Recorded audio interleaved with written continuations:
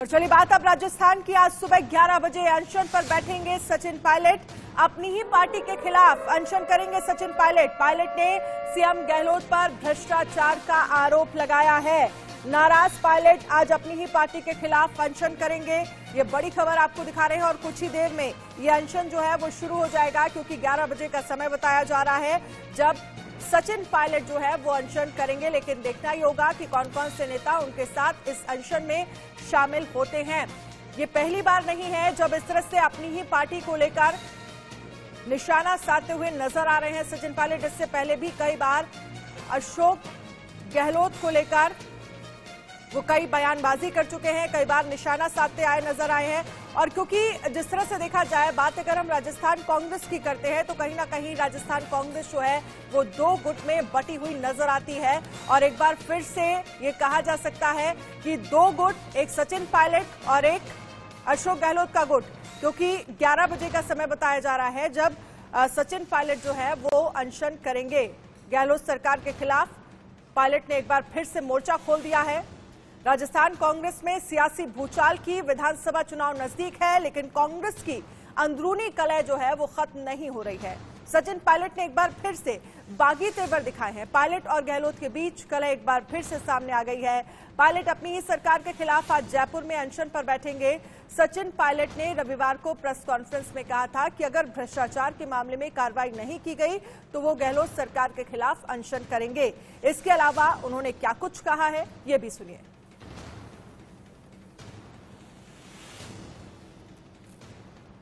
बनाने के लिए ये बहुत जरूरी है कि हम कुछ कर कर दिखाएं। और मैंने कहा ना, ये जो मिलीभगत का आरोप हमारे विरोधी लगा सकते हैं, भ्रम फैलाने की कोशिश कर सकते हैं कि कहीं वसुंधरा जी या मुख्यमंत्री जी या किसी और का कहीं कोई आपस में गठजोड़ तो नहीं है। क्योंकि पिछली सरकार में हमने आरोप लगाया, कमीशन बनाया, उसमें कुछ कमी आ गई, उस पर कार्रवाई नहीं हुई। दोबारा सरकार में बीजेपी आई, हमने और बड़े आरोप लगाए, हम राष्ट्रपति के पास गए, गवर्नर के पास गए, ज्ञापन दिया, लोगों को आश्वासित किया। 4.25 साल हो गए और हमने कोई कार्रवाई नहीं करी है। कम से कम मेरी जानकारी में तो नहीं है। मैंने तो अशोक जी से बहुत ज्यादा बोला है इस बारे में, हम सब ने बोला है। लेकिन सरकार जब बनी है तो पार्टी की सरकार बनी है, तो इसलिए मैं चाहता हूं जो हम बोल रहे हैं, सदन के अंदर बोल रहे हैं, जांच का विषय है, जांच का विषय है, जांच का विषय है। कितनी बार मैंने बोला, कितनी बार गहलोत साहब ने बोला, तो उस पर तो हमें कार्रवाई करनी, अभी तक नहीं करी। ये बहुत बड़ा सवाल है।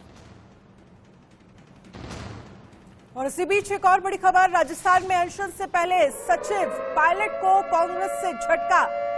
सीएम गहलोत के खिलाफ अनशन को बताया पार्टी विरोधी, शिकायत है तो पार्टी फोरम पर बात करे, सार्वजनिक नहीं। ये कांग्रेस की तरफ से कहा गया। गहलोत ने वसुंधरा के भ्रष्टाचार के खिलाफ एक्शन नहीं लिया, ये सचिन पायलट कह रहे हैं। उनकी तरफ से ये कहा गया कि 4.5 साल से भी ज्यादा का समय हो गया है, लेकिन अभी तक इस पूरे मामले को लेकर एक्शन क्यों नहीं लिया गया।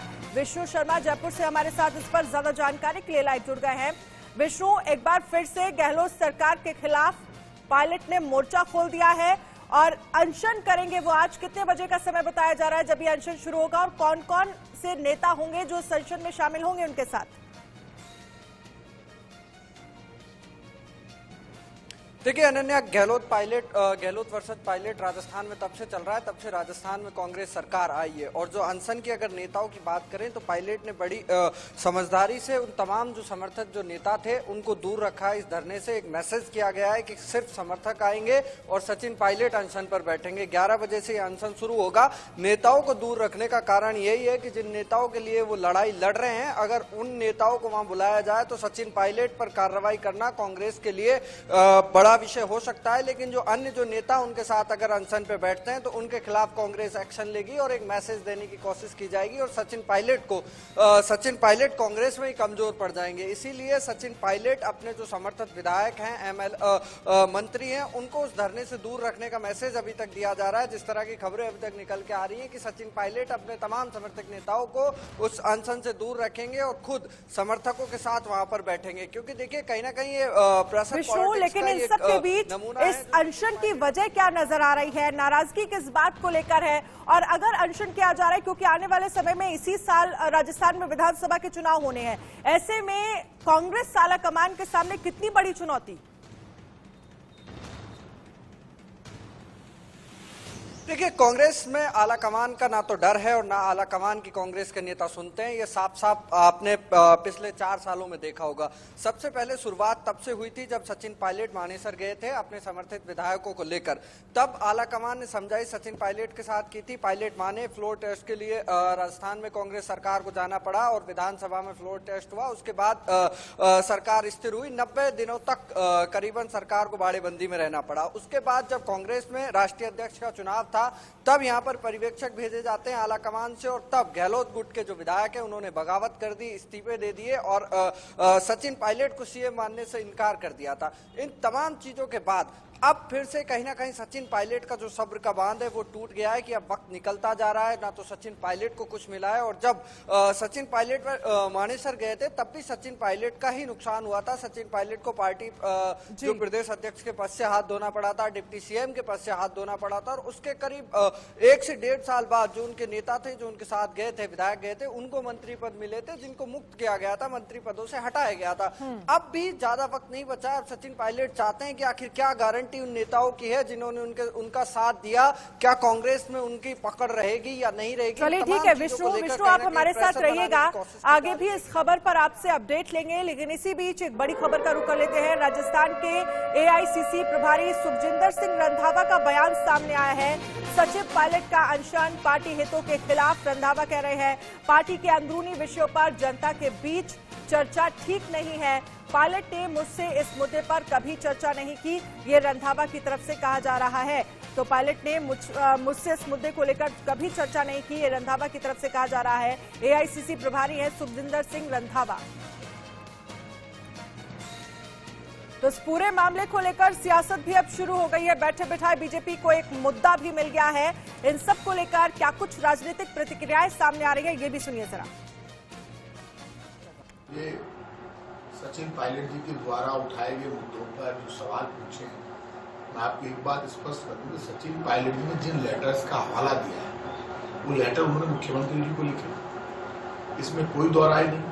जो लेटर उन्होंने मुख्यमंत्री जी को लिखे, उन लेटर्स का जवाब मुख्यमंत्री जी को उन्हें देना है। और उन्होंने कहा कि मैंने इस डेट को मुख्यमंत्री अशोक गहलोत जी को पत्र लिखे, उनका जवाब मुझे नहीं मिला। वो जवाब तो मुख्यमंत्री अशोक गहलोत जी देंगे कि उन पत्रों का मुझे मेरी जानकारी में नहीं।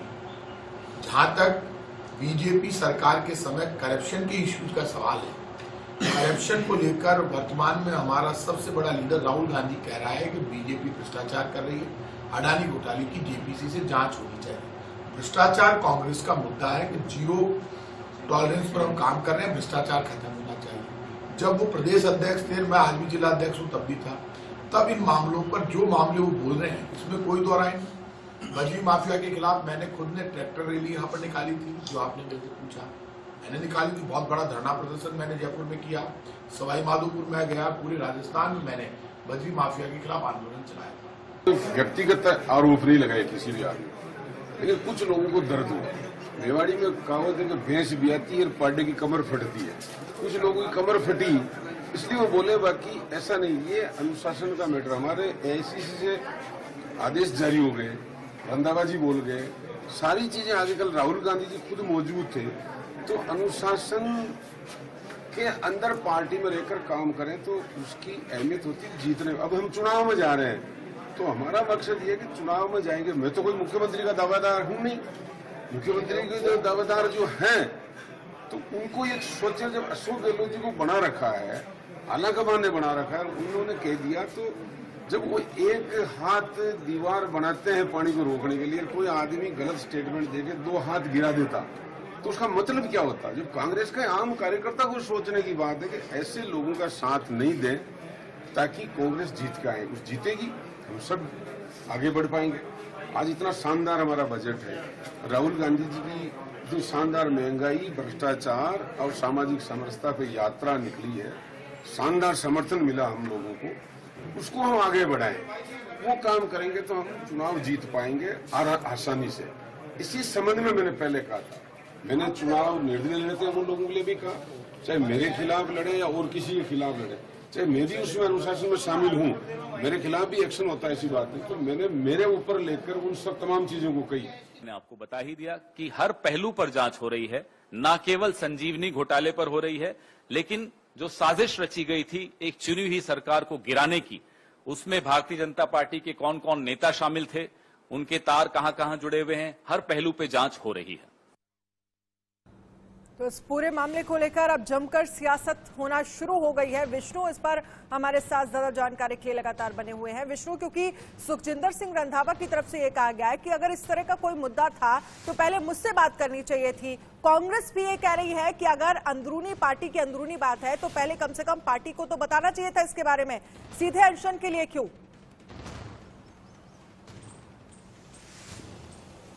देखिए, रंधावा को यहाँ पर प्रदेश प्रभारी बनाकर भेजा गया था और ये उम्मीद की थी कांग्रेस आला कमान ने कि राजस्थान में वो जो आपसी जो जंग नेताओं में चल रही है उसको संभालने के लिए उनको भेजा गया था। कहीं ना कहीं पर 5 महीने हो चुके हैं, वो भी राजस्थान में फ्लॉप हो चुके हैं सचिन पायलट और अशोक गहलोत के सामने। दोनों ही नेताओं को संभालने में रंधावा भी कहीं ना कहीं पूरी तरह से असफल रहे हैं, क्योंकि 5 महीने का वक्त हो गया। रंधावा ने कहा कि 5 महीने मुझे राजस्थान आए हुए हो चुके हैं, लेकिन मुझसे किसी तरह की बात सचिन पायलट ने इस बारे में नहीं की, मेरे से कोई चर्चा नहीं की और पायलट सीधे ही मीडिया में चले गए।